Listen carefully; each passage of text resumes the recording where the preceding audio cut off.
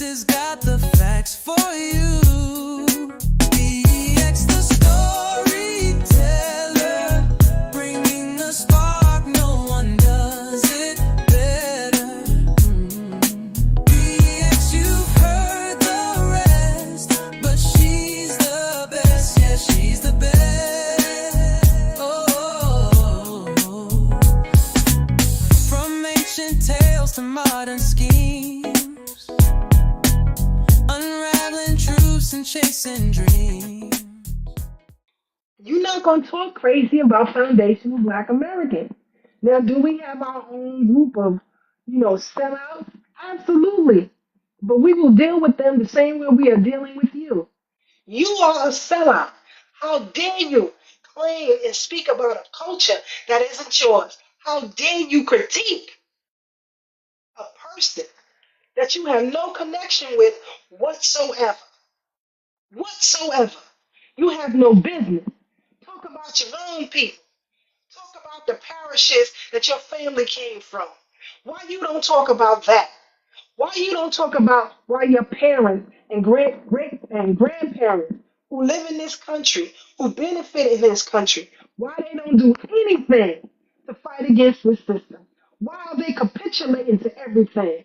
Why are they go along to get along? Why you yourself open your mouth to say such things about people from the South? How dare you? You have no authority to do so. Mind your business and worry about your own. Because you can look at, let's say Jamaica, for example. It's a different dialect and tone from people of Kingston than the people of the countryside, of Mandeville, St. Catherine, St. Anne. They don't speak the same. They have a more, I guess you would say that's their southern twang to how they speak. Some persons who came to this country from the island of Jamaica never even been to the goddamn countryside. Or if they came from the countryside, they never seen Kingston. You don't even know what Kingston looks like. You never been there. You don't know what Jonestown look like. You don't know what Tivoli Gardens look like. So how dare you speak about our people? Mind your damn business and worry about what's going on at home. Focus on that. But again, we have to be combative. Use what is in your hands. We have social media in the palm of our hand. Be strategic. Go under those posts and condemn such things the same way the hacks do.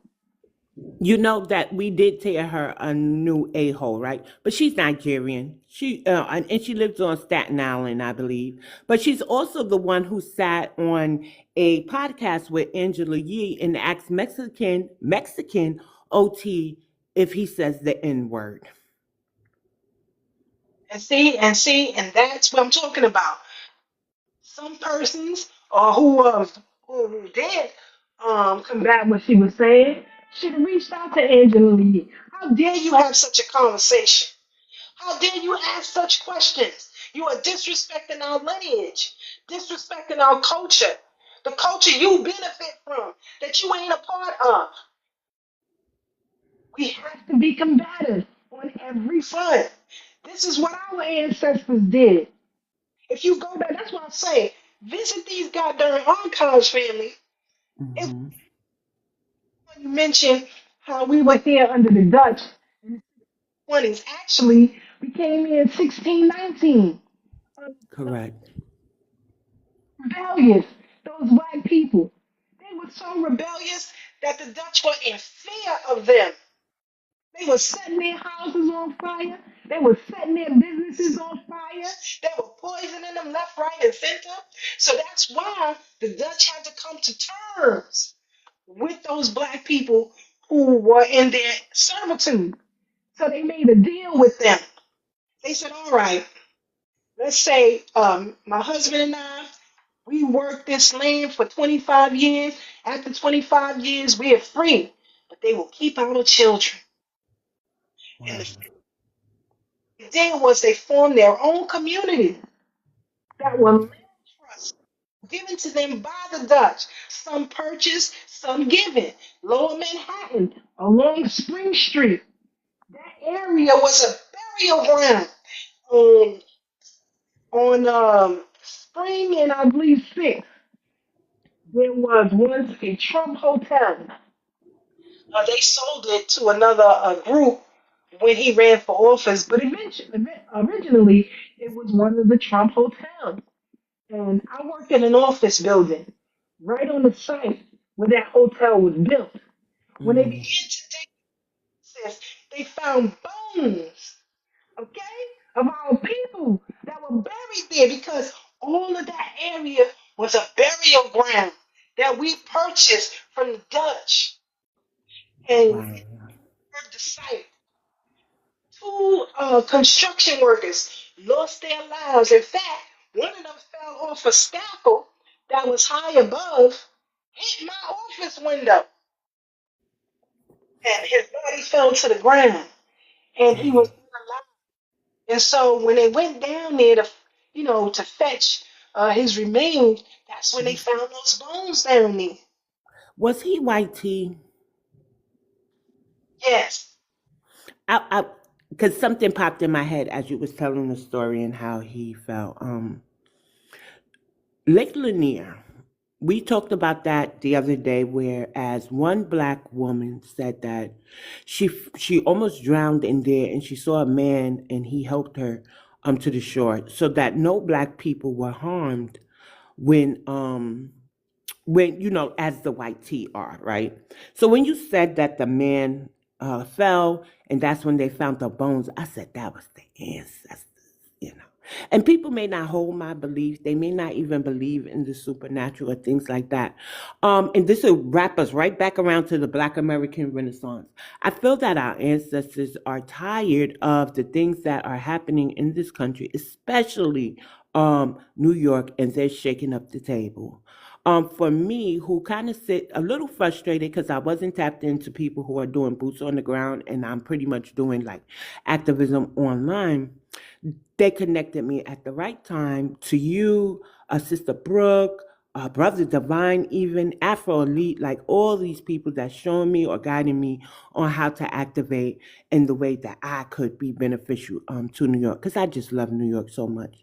And my fifth grade granny was enslaved by the Dutch, and she's found buried in Columbia, New York, which I want to go up and just take a look and make sure we still have what the cemetery looks like, what's the condition like. But how do you feel? So you mentioned that they found the cemetery bones and stuff, and then I tried to connect it to some things like supernaturally as Lake Lanier is. And then I brought up the Black American Renaissance and feel that it's fueled by the ancestors. I know for me, when they find like historical markers, bodies, we realize Lincoln Center is built over another Black American enclave and stuff. What is that feeling like? And then when you look at the state of New York and see like AOC, Grand Rising and peace and love and blessings to everybody entering the room. I do see y'all, but I'm conducting a one-on-one interview, so I'm in journalism mode right now. What is the feeling like for you, because you're so tapped in to New York, when they find these things or you hear those statements? New York was built on immigrants, knowing it was built off of the back of our ancestors. Um, being a hunter investigator or a serious researcher, at first these things used to really disturb me. But like you said, it's just my ancestors leading me to uncover their story, right? And so that's the way I see it. We are uncovering their feelings. That's what this FBA Renaissance is really about. Uncovering what they went through. And so, it used to. Like, all right, for example, you have the New York Historical Society is on 81st Street, right? Central Park West. Outside of the museum, on the entrance, there was a huge a statue of Frederick Douglass, right? And he's pointing in a particular direction. Um, when you reach the corner, there was another statue of Abraham Lincoln, and they're facing in the same direction. Now, an average person would say, why are they facing that way? Why aren't they facing the door or the entrance?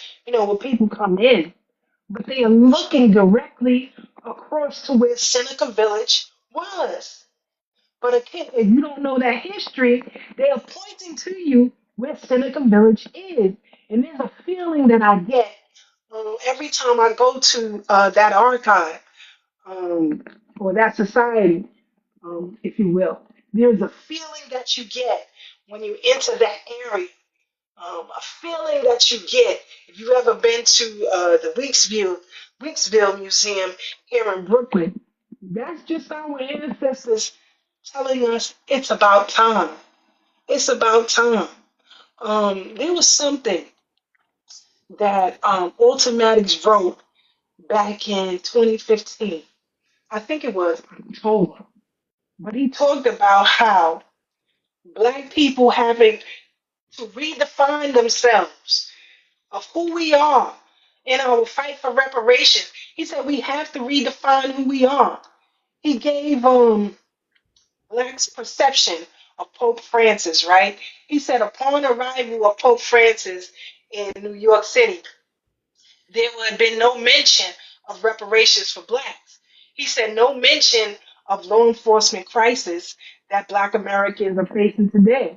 He said, but the Pope talks about helping immigrants and importing refugees to the United States. He said the Pope's preoccupation with immigrants and refugees is nothing but a tactic to prepare for the displacement. And I thought that was so profound. And so when he wrote it, I had to say it. So, I'll probably talk about that on my show at another time. But he talked about that back then, that we have to redefine who we are in our fight for reparations, that we cannot continue the way that we are. And so back then is when I started to slowly walk back from Pan Africanism, understanding that nobody was helping us. Nobody. When Nelson Mandela came to New York, journalists think about what was happening to Black Americans facing racism here in this country. And you know what he said? He said, I do not get into the affairs of Black people in this country. Mm. Student union here in the United States that put pressure on businesses to divest from South Africa. And you say such a thing? So disrespectful. Right. Extremely. So, Keisha, I want to know. So, I know about Sandy Ground. I know about Lincoln Center, Seneca Village, Weeksville. There was a town or a county upstate where that too was flooded out. Do you know of any other black towns, counties, enclaves that could have been destroyed, or just basically by urban renewal or racial violence in New York? Grand Rising, Rich Rising, Sugar Pum Pum. Keisha. Um, Notably Kerhonkson, New York, which is in the county of Ulster County, upstate New York. That's actually where we had the Freedom Retreat for Boys and Girls. Was held there. Kerhonkson, that it was held. The Freedom Retreat for Boys and Girls was held on the property that was purchased by Peg Leg Bates. Um, in the early days, because black entertainers, when they came to New York to perform, they couldn't stay in the hotels. People, I'm talking about the time of Lena Horne and all of them, used to stay in Kerhonkson at Peg Leg Bates Ranch. And so that's why we thought it was befitting that we had the children's retreat there. But it was later sold to one of his employees as Peg Leg Bates got older. And she is from Barbados. But she allowed us to come up to the campsite and hold our retreat there every summer for more than 20 years. And she loved when we came up there. She loved it because it still is A lot of racism that takes part in that county. You see, that ranch, that property, 67 acres, is surrounded by New York State prisons. Those prisons were once stops on the Underground Railroad. But if you don't do research and history, you would know that every prison leading up to Elmira prison, a correctional facility, were once stops on the Underground Railroad. That history has been erased. All you know is about the prisons that are up there. The prisons, which is the economy for upstate New York, most notably white tea folks who work within those prisons, live in those areas. Okay? And so that's why it's important, you know, um, get your backpack and your notebook and get out there and do that research. You'll be surprised at what you find here in New York City. When I was talking about the Dutch, like I said, they made compromises with free blacks. And that area that we call Washington Square Park, that was called literally land of the blacks. That was inhabited by former indentured servants of the Dutch. But you don't know that. Average person I know Washington Square Park. But what was there before that? What was there before that? And there were a lot of small communities throughout the city of New York that we inhabited, but have been paved over, moved over, replaced by immigrants. We don't know that. It's time for us. That's what I'm saying. This Renaissance is powerful. It's time for us to tell our story. And look what happens when we do. We get all this pushback because we are uncovering the lies. And people have been living under lies for so long, they become comfortable with it. That's the addiction. They have to come to terms with their addiction to lies. You cannot live in a city or a state to originate from and think that you founded anything there. That's preposterous. But again, the buffer class is used to tell that story. That's what Alton was talking about back in October of 2015. He said we got to change now how we identify ourselves. And I think that went over a lot of folks' heads. But you You see, know, when I was working there at that organization, I was the MC on Wednesday night, and then during the summers, director for the Freedom Retreat for Boys and Girls. So I would go upstate New York for 2 weeks. mhm.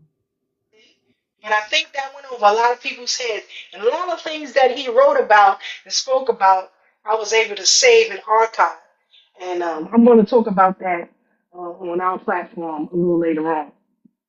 Well, I'll be there. Also, so I'm gonna wind down with just three questions, and you could be as brief as you want or as winded as you want. So I notice every time I read the newspaper, New York is doing some type of reconstruction, enhancement of things like Battery Park, AOC. I attended a town hall meeting virtually, of course, and I believe you attended too. She talked about a school that she put up for Albanian children, but we know that we're actively fighting for reparations. Demanding reparations for the enslavement of our ancestors and the things that New York allowed within their state borders. How do you feel about that? Because I get a little disturbed by it. Definitely rubs me the wrong way. Politician. I don't know what side of the aisle. If reparation is not the forefront of their platform, we need to stop messing with them because it's time for us to get what's rightfully owed to us. Nobody should get a god darn thing.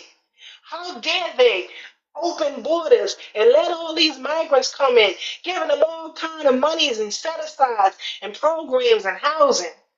And we still have to deal with study committees on reparations for the descendants of foundational Black Americans is disturbing. It's disgusting. It's wrong and it's unjust. And that's what I'm saying, family. It doesn't matter what they talking about on a social media platform. We have to interject. Reparations should be at the forefront. And if it's not, we're not giving you no damn vote. We will allow this system to collapse before we put a finger to voting for any of you. Any of you. It's wrong. It's wrong to continue to tell us to wait, to continue to tell us we got to deal with a study. There was no study for these migrants who came in and got all this money and set aside. There was no study for them. You put illegals before us. We shouldn't even be talking about a Democrat or Republican candidate for any office. We have to be strategic in our approach in that. If you're a registered Democrat, get out the goddamn party. Re-register as independent, non-party affiliate. That means your numbers are not counted in their totals anymore.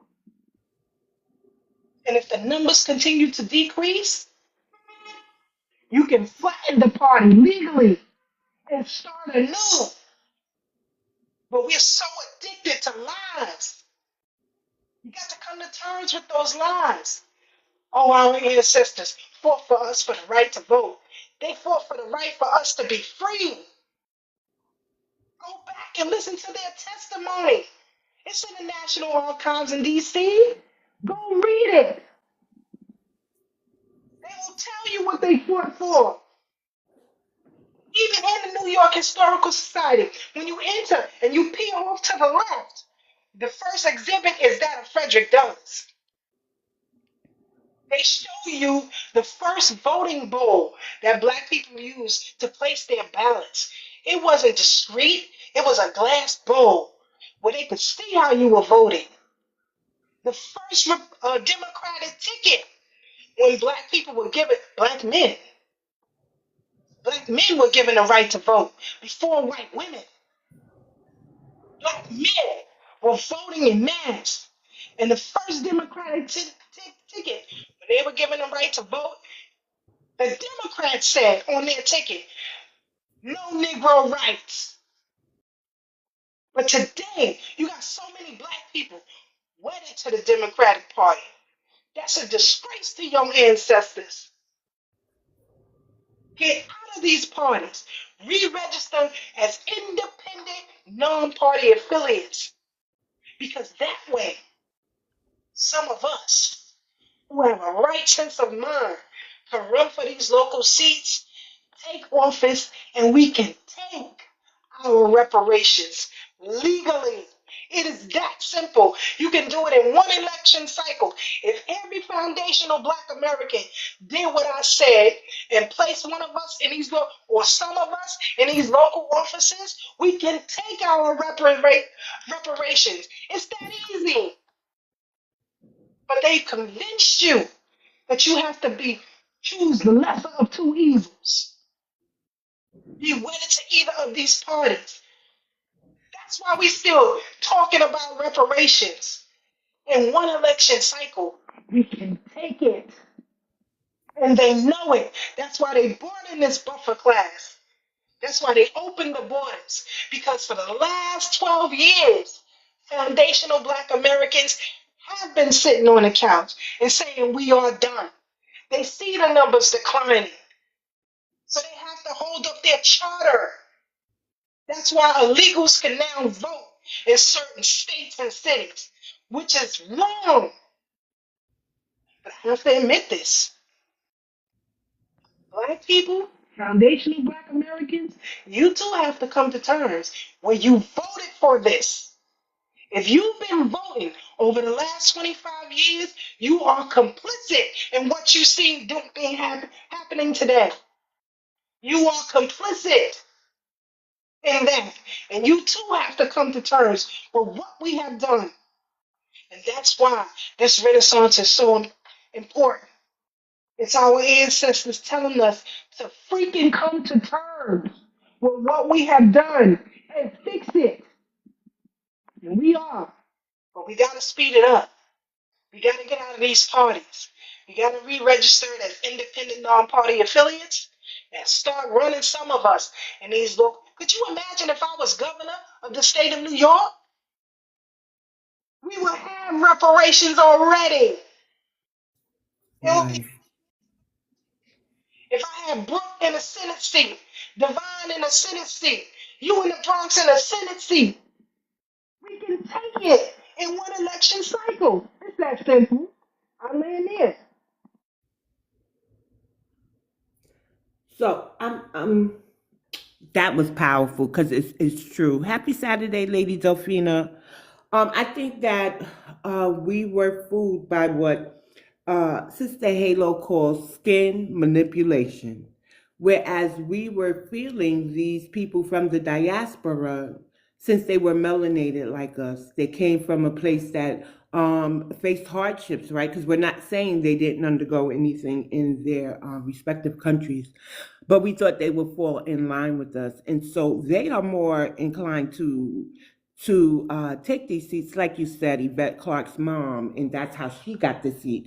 And so we probably didn't contest it, and we expected her to do a good job, but she's dropped the ball on us.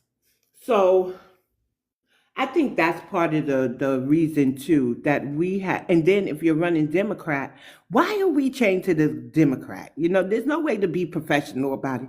Why are we changed there? Because you said that the ancestors said, well, the ancestors are saying that they did everything they wanted for freedom. I won't contest that. I believe that's true. But as far as politics, I believe that they did unalive for our right to vote, right, but not to remain stupid or insane. What's the definition of insane? Doing the same thing and expecting different results each time. But the Democrats have proven that they're going to do the same thing that they've been doing, and that's dropping the ball on us once they secure our vote and get into office.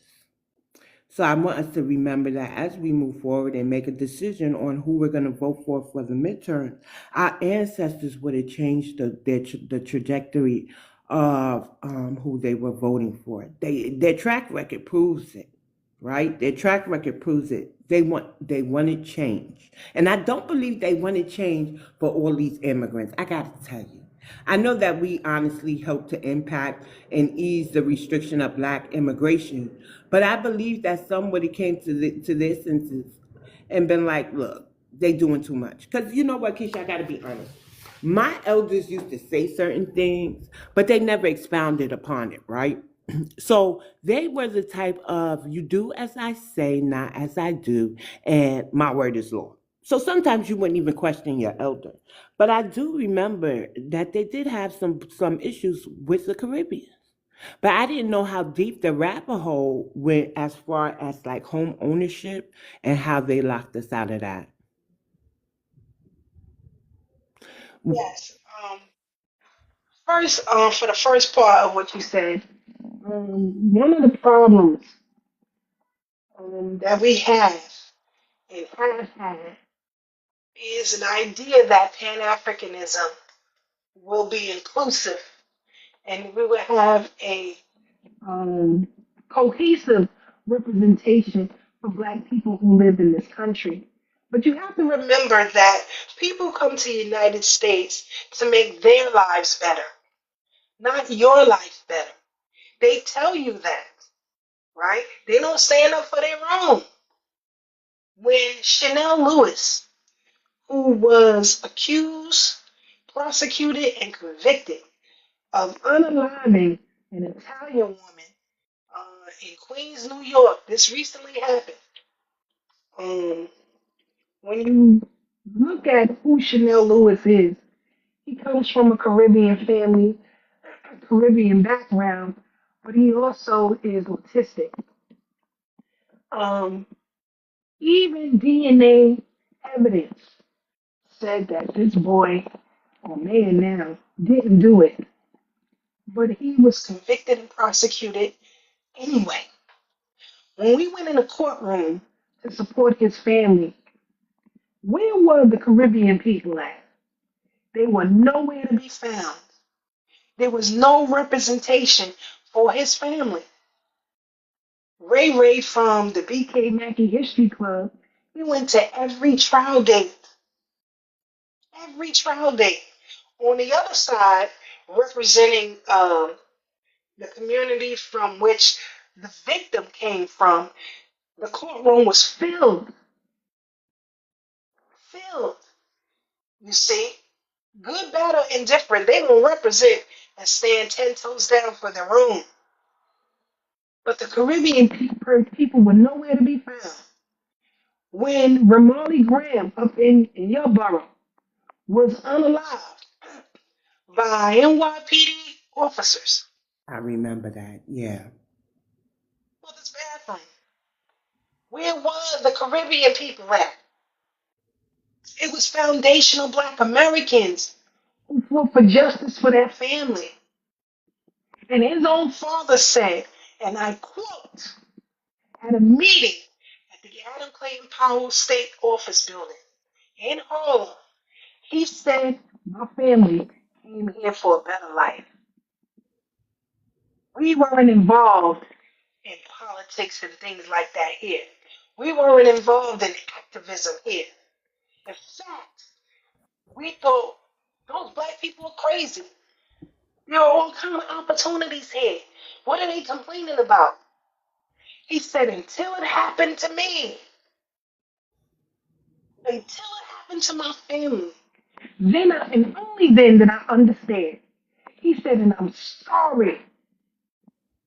I should have been fighting with you, but I didn't.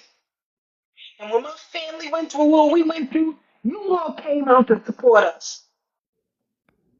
Still, where was the Caribbean community at? When it went down in Crown Heights, like I said, with the Korean markets, where were they? They capitulated. They put on a front for a week, and they capitulated afterwards. They're not in the forefront of anything that is resistance until it happens to them. Then they get an awakening, but by then it's too late. The damage is done. You vote across Democrat lines, and that's another thing. If you really know the history of the Democratic Party, there is an audio book. I like to make things simple for people. At first, when they first start reading about this stuff, but there's an audio book. You can get it on, what do you call that? I don't know, Amazon audio books or whatever. But anyway, it's about an hour long, maybe. And it talks about, the name of it is called Dirty Little Secrets of the Democratic Party. Oh. And if you still think that as a black person, you should be wedded to the Democratic Party, you are insane. It is the party of enslavement. It is the party of Jim Crow.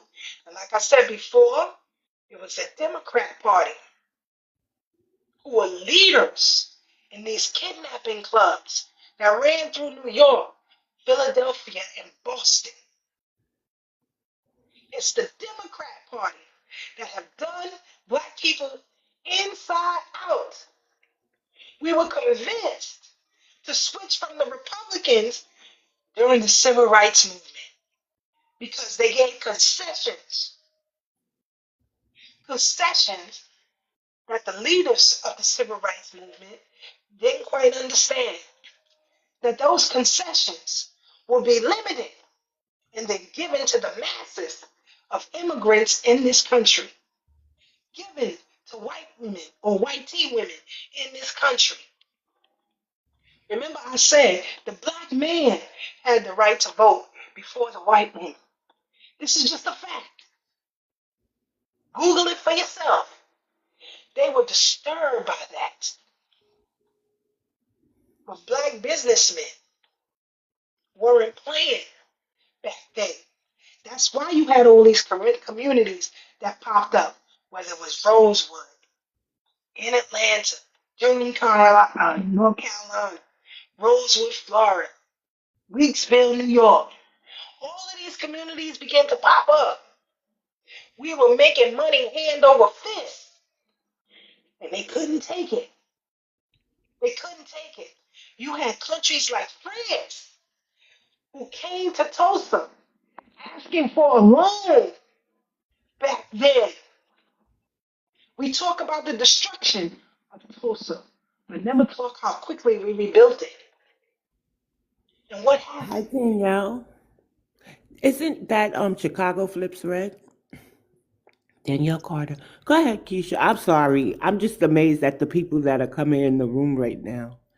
Okay. Um, yeah. Yeah, so the Democrat Party has always been a danger to black people in the country. Just read it. Go and look at all the Democrat presidents. Look at their platforms. Look at them. Every last one of them were against black people. Martin Van Buren. Van Buren, excuse me, was the eighth president and the vice president to uh, Jackson. Now, when Jackson came in to the Democratic Party, he was already ruthless towards black people. This man used to go outside, get drunk, and just start shooting at people. Oh, It was that's a pew pew, but go ahead. people. hmm He was so crazy, he pew pewed himself. Oh, Lord. His vice president, John C. Calhoun, was Uh, more against black people.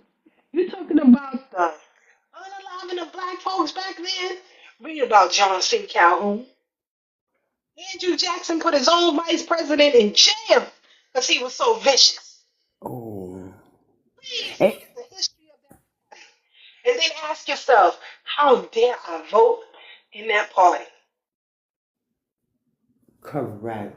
So I just have like one more question for you. And when you say Van Buren, he's Dutch, right? And I'm gonna ask my cousin for clarification. And I hope we don't have no connection to his tail, his crazy tail self. So FBA culture is gaining momentum, but it often feels as though our legacy is being claimed by outsiders. Tariq Nasheed, the historian and filmmaker who created Microphone Check, clarified hip hop's origins. Despite these efforts, some in the African diaspora, and I do feel that Black Americans have their own diaspora, the African diaspora still questions our claims or seeks to join these efforts, right? How should we address these critics or misinformed individuals? What steps can we take to safeguard our meetings and maintain the integrity of our proceedings? Also, what vision do you have for foundational Black Americans in the future? Wow, that's a lot. I'm Um, sorry. just continue to use what's in your hand. We already see what it's doing. It's disrupting the apple cart. It's shaking up the foundation of not just this country, but the world. As you can see, when people from all over the world try to come into these lives, whether it's Tariq or Leo or whoever, Afro Elite, they try to get into these lives, or they do, and they don't even live here, but they got commentary. We are shaking up the world just like we've always done. Just keep putting the pressure on. Get into these social, in particular the X, X stuff, Instagram, which is the Pan African hotbed. We need to be over there too, under these comments, and just regurgitating what our platform and what our stance is really about. I was listening to a live the other day, and somebody was talking about how foundational Black American is trademarked by Brother Tariq.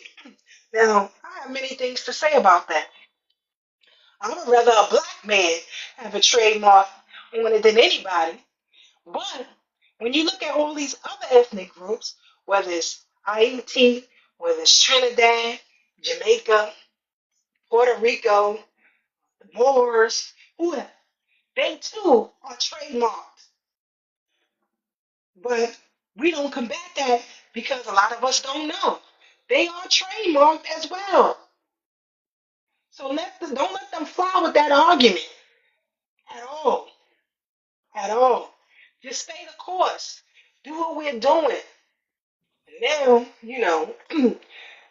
think about planning sessions so that we can go outside with it. Purchase apparel. If you got to make it yourself or buy it from somebody else, put that out in front of the world so that Wait a people, minute. Purchase a what? That part I didn't hear. What are we to purchase? so that you can put that out in front of the world. Because if you walking with a hoodie on or a sweatshirt on, a t-shirt on, and they see that everywhere, people gonna start to ask questions. What's that about? You gotta take it outside now. We got put that in the house if you own a private home.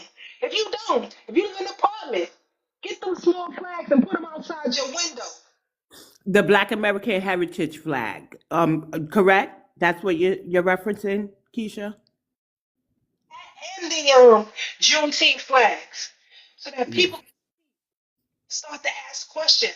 Because I guarantee you, the reason why they had that meeting in Harlem about the name change of the African American Day Parade, Yeah. uh, they never seen so many of those flags before. They never seen, during the parade about who we are. It wasn't like that before. All you saw was parade all the time. All I the have the meeting that I recorded, the portions that I recorded on my YouTube channel if you want to check it out for yourself. And it shows the people. Yeah. And it'll show the lady who was trying to emulate you, talk about she said what she said and we indigenous to the galaxy. It has that lady on there too. definitely, I'll check that out later on today. Um, Okay. But yeah, we gotta push it outside. That's a good thing that you did, putting that on social, on YouTube. But now we can all spread it. So we can have conversations about it within our family. Within our family. That's it. Correct. Within your family. If your family is off code, then you can't come out and tell the community that they off code. My family on both sides, we on code. We know what we talking about. I've been given the history of my family on both sides. I am respected on both sides of my family because I hold the history of who we are. Documents have been given to me. Photographs have been given to me. Business records have been given to me to maintain for the family. I have connected branches that were never connected before. That's where it starts at. Have these conversations in your doctor's offices. You wearing FBA apparel? They gonna talk about it. They gonna ask you what. They gonna look at it.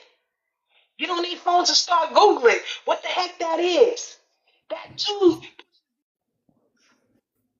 when people start talking reckless or these politicians start politicking, if you will, get under their social media platforms. I do not let a state senator in New York or a congressperson or a city council person who posts anything on X get away without me talking about reparations and foundational Black Americans. I don't care what they talking about.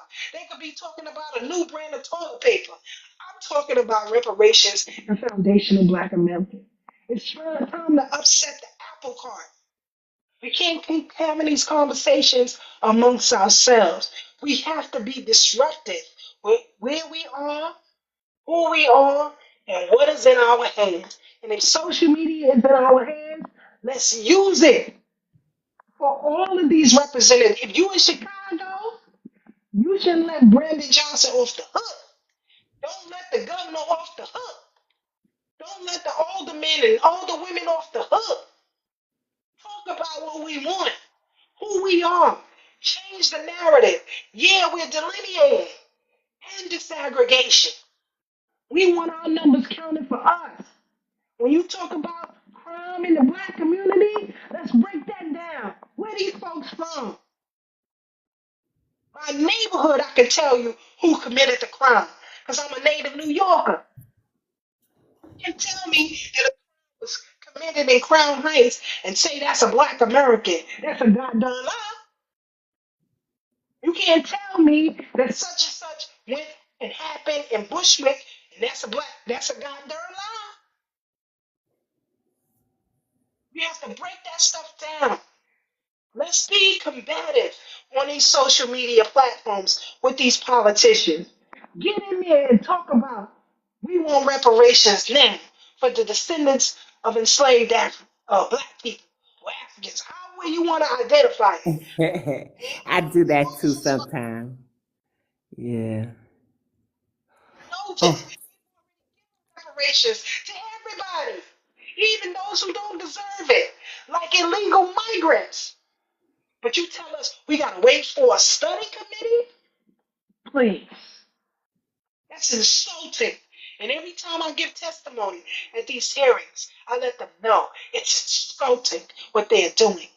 I let the commission know that I know who you are individually and that 6 of you are compromised already. My testimony is on record.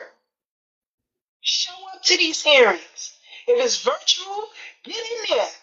If it's in person and you have the ability to be there, get in there. Stop sitting on the sidelines and waiting for other people to fight for you. If Foundational Black American is the clarion call right now, then you need to be 10 toes down with that.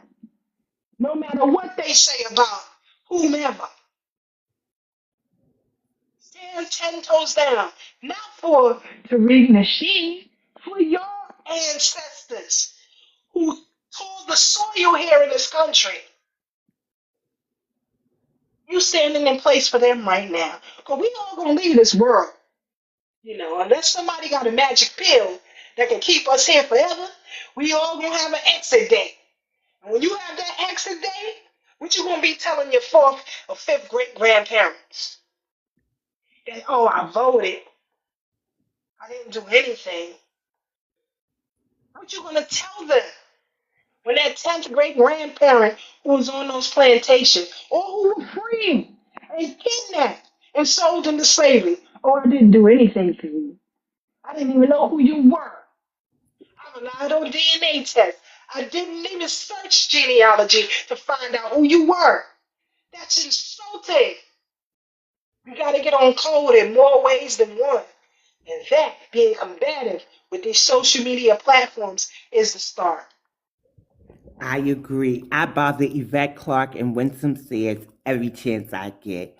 So I am currently working on an article that's debunking the one flat blackness and telling, the history of how the Caribbean actually did not stand in solidarity since the time they started migrating here. And it's not because somebody at the immigration office gave them the strategy to kind of go against us and practice group economics against us. This is something they learned in the British West Indies and they implemented it here. And so I talk about that in the article too. I'm not sure if I gave you my website, but I'll email it to you, right?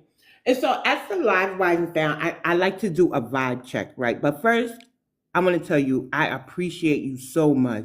And I was mentioning how I'm a know-it-all and everything about me is I'm so New York, I'm so New York. And I do have my Southern roots, right? That I hold on dearly to because my granny was very instrumental with keeping me connected to the South until she moved back to the North and stopped going there because her husband transitioned. So that's how I kind of lost my connection to the South until I moved down there in 2016, but moved back to New York. So I'm one of them New Yorkers, right? So I want to say thank you because you have let me know that I got to get up and get in them archives. Yes. But I'm glad to know that some of the strategies that I implement on these social media apps, as far as getting at Yvette Clarke and other problematic people, are better is effective because you just said it. But let me ask you this before I do the vibe check. What do you think about Ann Coulter and when she says, well, the only people that the country owes are the African Americans. But now I notice that she's using foundational Black American in her vernacular, in her tweets. And every now and then she'll tweet, hey, foundational Black Americans, do you remember history this way? And that causes another call to action. So I believe this because I know she's still a conservative white tea woman. Her goal is to help her people first, specifically her men.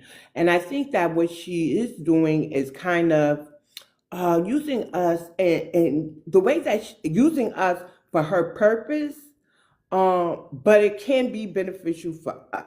Would you agree with that? Absolutely, absolutely. You have to use allyship in any way that you can. There is a difference between friends and allies. Allies are temporary, and we have to face that a fact. That's what got us in the trap when thinking that all skin folk is kinfolk. You know, you have to have allies for temporary resolve. And if it can be used for temporary resolve, then let's do that.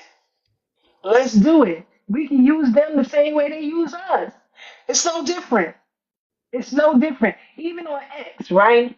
They talk about these right wing folks. They talk a lot about Ilhan Omar and AOC, and I'll be like, yeah, right along with them. Yeah, should they be deported? Yeah, right along with them. They're not my friends, but in this commentary, allyship works. You see, you have Yes.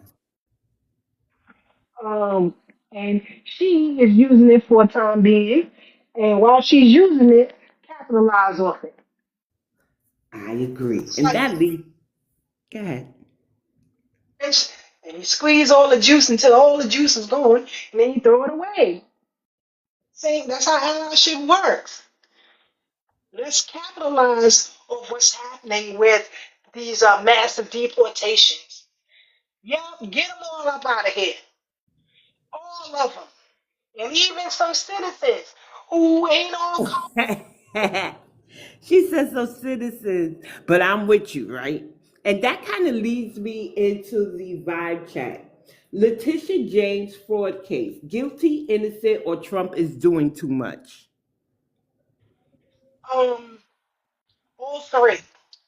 And the reason why I say all three, she's not the first person in politics who have multiple properties in different places. For example, Nancy Pelosi, who comes from a crime syndicate family, has property in California, represented the state of California. However, her home was broken into, and her husband had to fight off their property in D.C. You see, Mhm. white tea folks have always done that.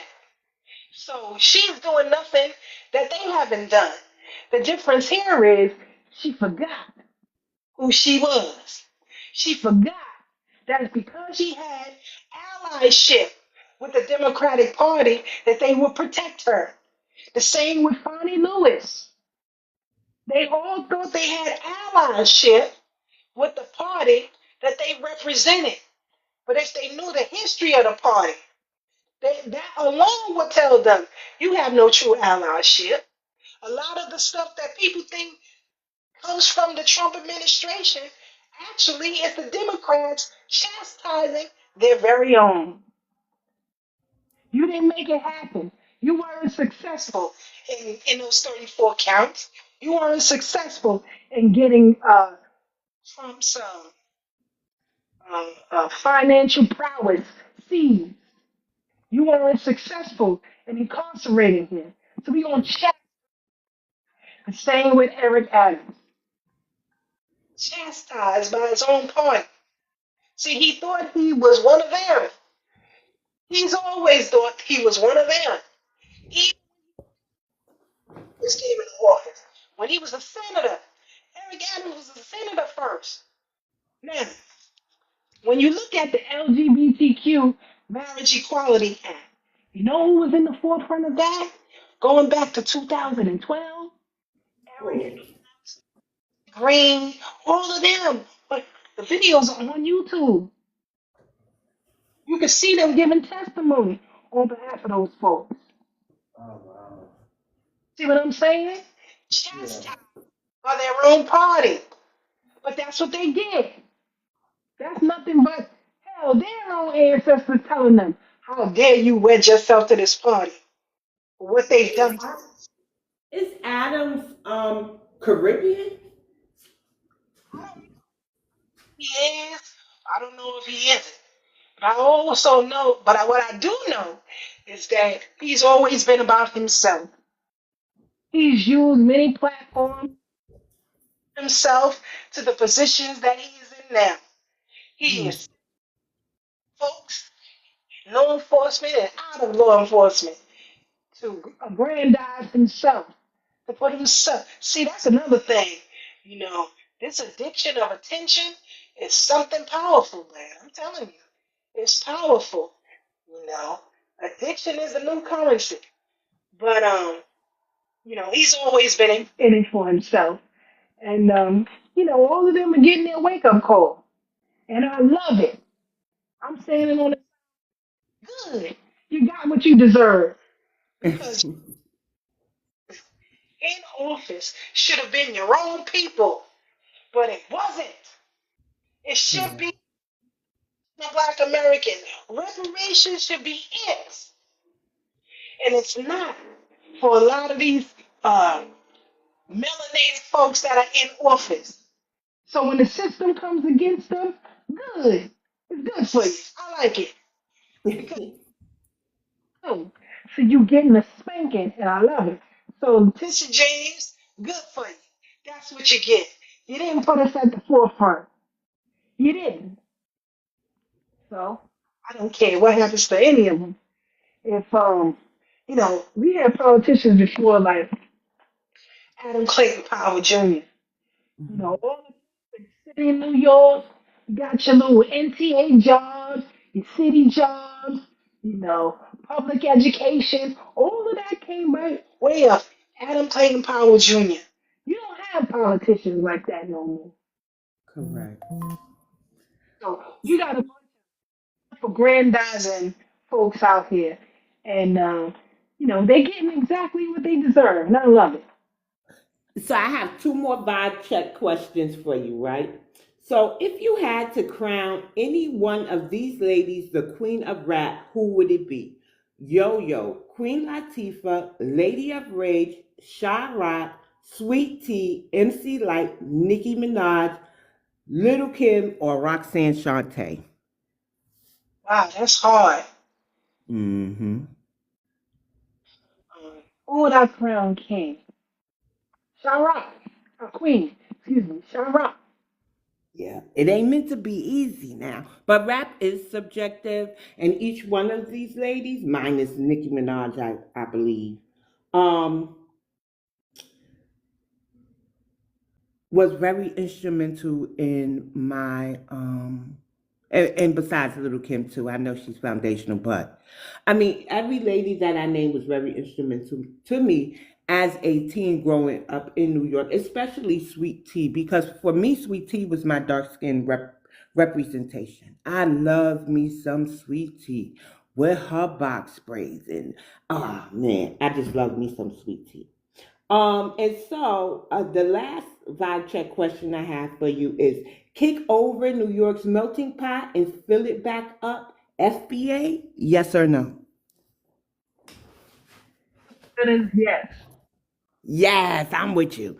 I'm ready to tip this beat over. I used to get offended because there was a lady that I know, beautiful lady from New Orleans. She does identify as indigenous, and she helped me learn about, the some of the history of New Orleans. I'm sure there's more that I need to learn, but such as Mardi Gras traditions, I think they're called the Niji Indian. They dress up in those beautiful, elaborate um apparel. I want to say, I don't want to call them costumes, very intricate. And she used to say, we need to kick over New York's melting pot. And I just, but I see what she's saying, Keisha. I see. So I say, let's kick this beat over fill it up FBA. And one way we do that is by showing up, showing out, and telling the accurate history of New York. It wasn't built off of the immigrants. It was built off of the backs, blood, sweat, and tears of our ancestors, and their bodies were the first commodities sold on Wall Street. So they kicked off the economy also. They were rebellious. So I always go to the 1712 New York slavery revolt. And what struck me about that was when the enslaved were being reprimanded for revolting, there were pregnant women. And they were made to have the children, and then they were reprimanded after. And we know reprimand usually means strange fruiting. And on that note, I want to honor our New York ancestors who had the spirit of rebellion, the spirit of perseverance, and the spirit of community. And it's with them in mind that I move forward and fight the erasure here. And I just hope that their story is an inspiration for everybody. And I want everybody to find their regional inspiration story regarding their ancestors. And let's talk about it on the next time that I go live, because certain history needs to be brought up to the front, honored, so that we could keep it in the lexicon. And that's how we also venerate our ancestors, if you're spiritual, keeping their memory alive. So on that note, Keisha, I'm going to say I thank you. You are a beautiful person, a wonderful teacher. Wow, I'm just so amazed every time I see you comment, every time you join my panel, anytime I see you on anybody's panels. And I always say this about our younger generation. There are some of our younger generation I'm definitely going to call to a debate with me, meaning if I'm in hostile territory and I know that I need somebody who has knowledge of certain areas, I'm calling them, and they're the younger generation, right? And so I'm going to say the same thing about you. I'm bringing to a debate with me. And so I'm honored every time you grace my platform. So thank you, Keisha. Thank you, sis, for having me. I just want to say I am proud of you as well. Keep doing what you're doing because it does have meaning. It is needed, especially those with the skills that you have of being a journalist. I am not a journalist. You and others are the blueprint for our stories. That's why I said, I wish that maybe if there is a part two of Microphone Check, that we focus more on those journalists who played a key role in telling our story. Thank you. Thank you for everybody who tuned in and those who will check it out later. You are appreciated. Your fighting spirit is wanted right now. Think about your 10th great grandparents and what they will be saying to you right now, because you too will leave this world one day and you will meet them, and you must have an answer for them. Did you fight on their behalf, or did you give up? Did you sell out people who look like you to others? And I'm talking to those of you whose family come from the diaspora. You too will be asked the question, what did you do for the people who created the culture of the world, for the people who created inventions for the world to use, for the people who created a blueprint and a fabric for the world to live by? And with that, I yield. Enjoy the rest of your Saturday. Keep your head on the swivel. Be active where you are. Use your social media platforms to tell our story, to fight on our behalf. Be combative against the system of oppression.